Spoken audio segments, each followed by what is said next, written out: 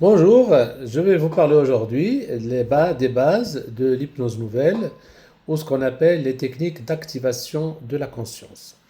Alors ce mot, vous allez le voir souvent, le rencontrer, le lire sur Internet, les techniques d'activation de l'attention et de la conscience qui a tendance à remplacer le mot hypnose. Parce que hypnose pose assez de problèmes. D'abord, hypnose, ça vient du dieu mythique de la mythologie grecque, hypnos, pardon, ça veut dire sommeil. Alors que l'hypnose qu'on pratique, qu'a pratiqué Milton Erickson et qu'on pratique aujourd'hui, ça n'a rien à voir avec le sommeil. Donc il n'y a pas de sommeil dans l'hypnose, sauf il y a certaines croyances qui restent que l'hypnose, la personne va dormir et elle va perdre ses capacités. Non, c'est pas vrai. L'hypnose, c'est un éveil. Ce n'est pas un état de conscience modifié, mais c'est un autre registre. La personne, elle est bien éveillée, elle a une conception particulière où l'imagination joue un rôle très très important. Alors pourquoi on parle de technique d'activation de la conscience? Parce qu'on se base sur la science, sur la neuroscience. Une personne qui est dans une activité, dans un exercice, dans une thérapie, on voit que son cerveau est activé. Ça veut dire activé, il y a plus de métabolisme et il fonctionne plus.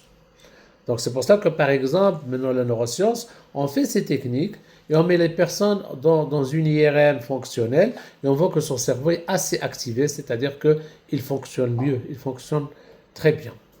Alors la thérapie ancienne va vers les causes du problème, etc., etc. Donc il y a énormément de thérapies. Finalement, cette thérapie, ça fait partie des autres thérapies. Et comme vous le savez, toutes les thérapies se valent. Sauf, juste la différence, c'est le délai de résultat.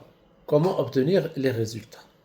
Donc il y a des thérapies où vous prenez des mois de thérapie, d'autres, ça va prendre quelques semaines, ce qu'on appelle maintenant la tendance vers une thérapie brève. Une thérapie brève, c'est 4-5 séances, maximum une dizaine de séances, ce qui fait amorcer le changement. Et le changement n'est obtenu que par un travail personnel continu. Donc si la personne va obtenir le changement désiré. Alors finalement, quand la personne vient en thérapie, elle va avoir des éléments, elle va avoir une orientation, elle va avoir une stratégie et la personne va travailler sur elle-même par la suite pour obtenir l'accomplissement de ce changement. Donc, chaque personne peut présenter quelque chose. Soit une douleur physique, elle a mal, une douleur morale, un problème lié à l'anxiété, au stress, à la pression, des conflits, etc. Soit une maladie un peu plus grave, comme une dépression, comme une anxiété sévère ou un état d'anxiété chronique. Donc tous ces éléments rendent la personne vulnérable dans un inconfort. Eh bien, il va voir le médecin, parfois les médicaments sont nécessaires. Moi, j'encourage à donner des médicaments par les psychiatres, par les médecins, pour traiter une douleur, pour traiter une dépression. Et également, la personne doit s'appuyer sur ses propres qualités. On a tous des qualités. Ces qualités, parfois, elles sont en hibernation. Il faut les faire sortir. Il faut les travailler. Donc, dans cette vidéo, je vais vous expliquer quel est le but de cette thérapie. C'est de faire ressortir ses ressources. Chacun de nous a des ressources. Il y a des gens qui sont des musiciens, qui font de la peinture. Il y a des gens, par exemple, qui savent jardiner. Il y a des gens qui aiment la cuisine, qui aiment la culture, qui aiment voyager. Alors, qu'est-ce qui se passe lorsqu'on fait une chose qui nous plaît? Lorsqu'on fait une chose qui nous plaît, figurez-vous que votre cerveau est bien activé. C'est-à-dire que les neurones transmettent bien entre eux.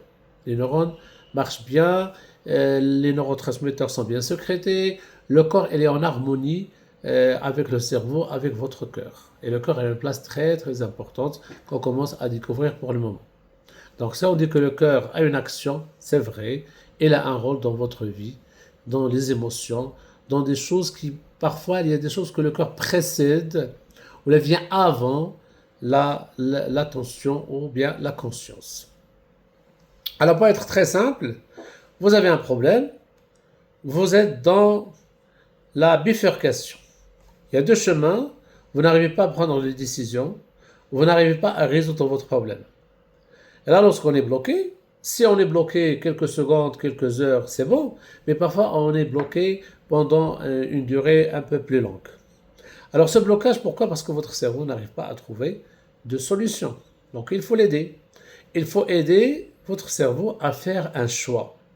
Alors pour aider le cerveau à faire un choix, il faut bien poser le problème.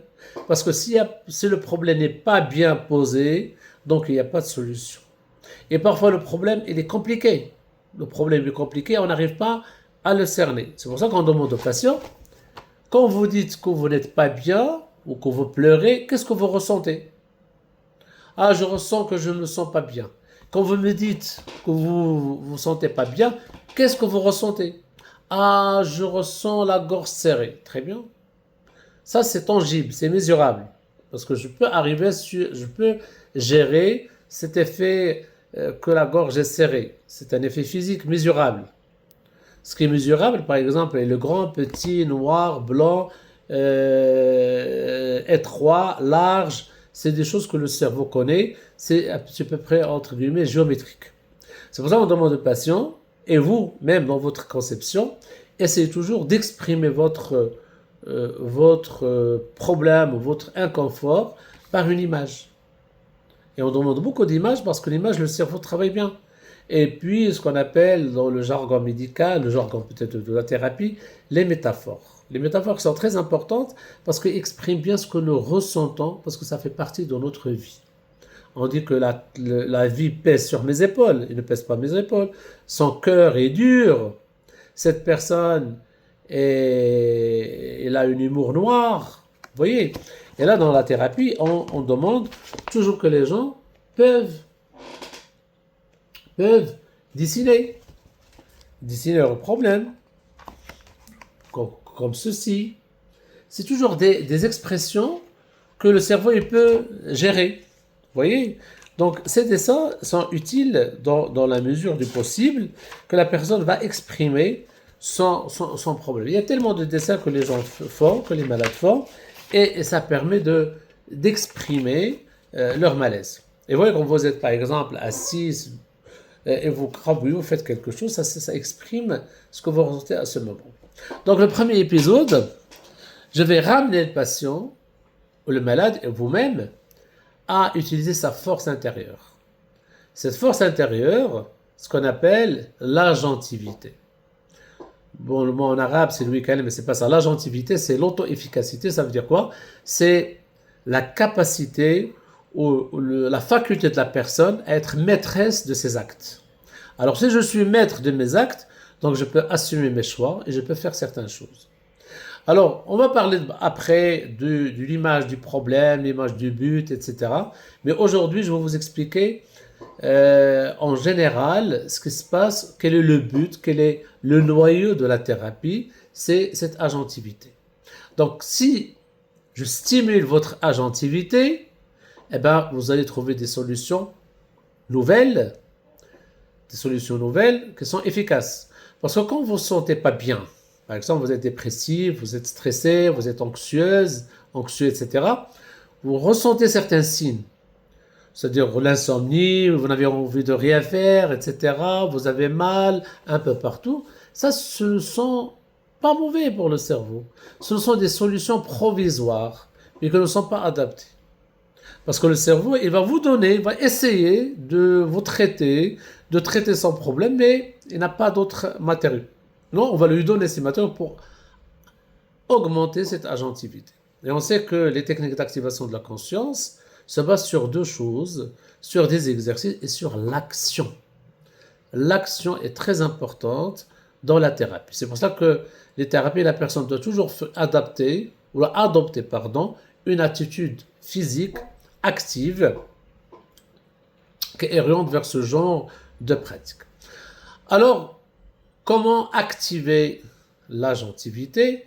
Eh bien, c'est très simple. L'agentivité, je vais utiliser un certain nombre de